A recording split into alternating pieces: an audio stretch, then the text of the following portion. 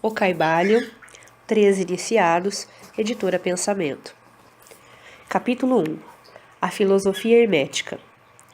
Os lábios da sabedoria estão fechados, exceto aos ouvidos do entendimento. O Caibalion. Nota de rodapé.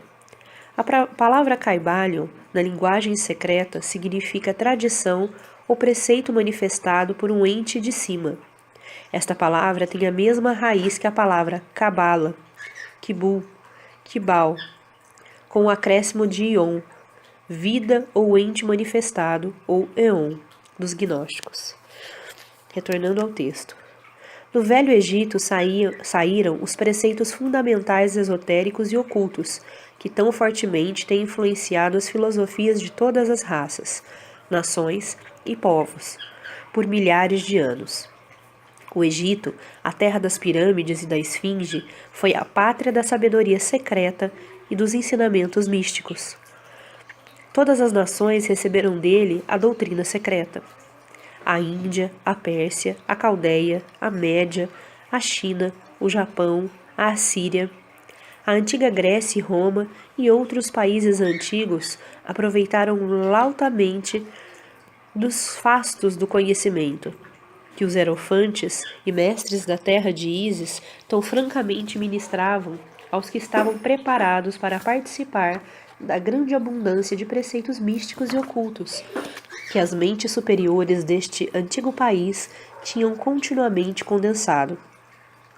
No Antigo Egito, viveram os grandes adeptos e mestres, que nunca mais foram superados, e raras vezes foram igualados. Nos séculos que se passaram, desde o tempo do grande Hermes, no Egito, estava estabelecida a maior das lojas dos místicos.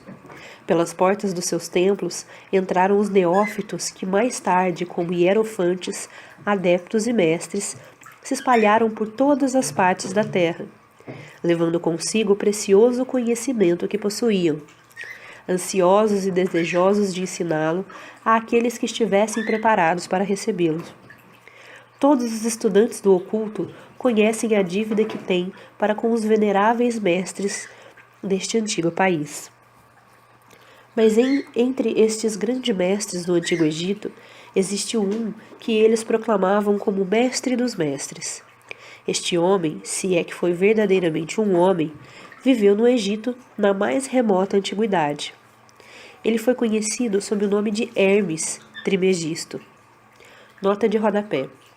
Entre as obras atribuídas a Hermes, podemos citar as seguintes: a Tábua de Esmeralda, o Poimandres, o Asclépios e a Minerva Mundi, ou Coré Cosmou, todas conhecidas pelos profanos.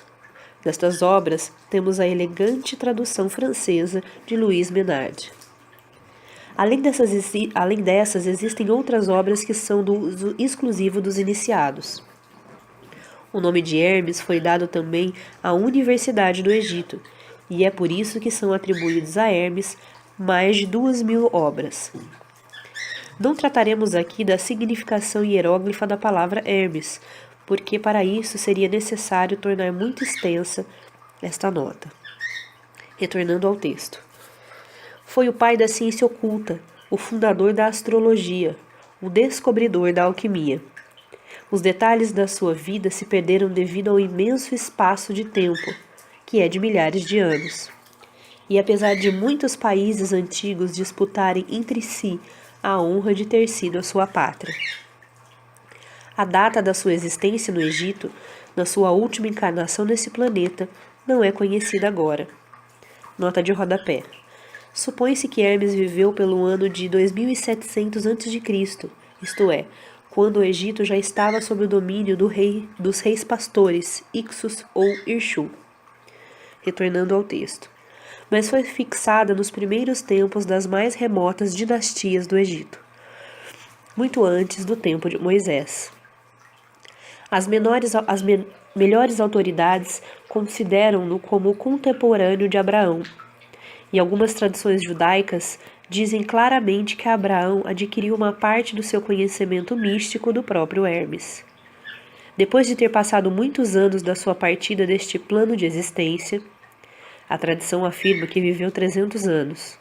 Os egípcios deificaram Hermes e fizeram dele um dos seus deuses sob o nome de Tote. Anos depois, os povos da antiga Grécia também deificaram com o nome de Hermes, o deus da sabedoria. Os egípcios reverenciaram por muitos séculos a sua memória, denominando-o o mensageiro dos deuses e ajuntando-lhe como distintivo do seu antigo título, Trimegisto, que significa o 3 vezes grande, ou grande entre os grandes. Em todos os países antigos, o nome de Hermes Trismegisto foi reverenciado, sendo esse nome considerado como sinônimo de fonte de sabedoria. Ainda em nossos dias empregamos o termo hermético no sentido de secreto, fechado de tal maneira que nada escapa. Pela razão que os discípulos de Hermes sempre observaram o princípio dos segredos nos seus preceitos. Eles ignoravam aquele não lançar as pérolas aos porcos, mas conservavam o preceito de dar leite às crianças e carne aos homens feitos. Máximas que são familiares a todos os leitores das escrituras cristãs, mas que já eram usadas pelos egípcios muitos séculos antes da era cristã. Os preceitos herméticos estão espalhados em todos os países e em todas as religiões, mas não pertencem a nenhuma seita religiosa particular. Isto acontece por causa das advertências feitas pelos antigos instrutores, com o fim de evitar que a doutrina secreta fosse cristalizada em um credo. A sabedoria desta precaução é clara para todos os estudantes de história. O antigo ocultismo da Índia e da Pérsia degenerou-se e perdeu-se completamente, porque os seus instrutores tornaram-se padres e misturaram a teologia com a filosofia, vindo a ser, por consequência, o ocultismo da Índia e da Pérsia gradualmente perdido no meio das massas de religiões, superstições, cultos, credos e deuses.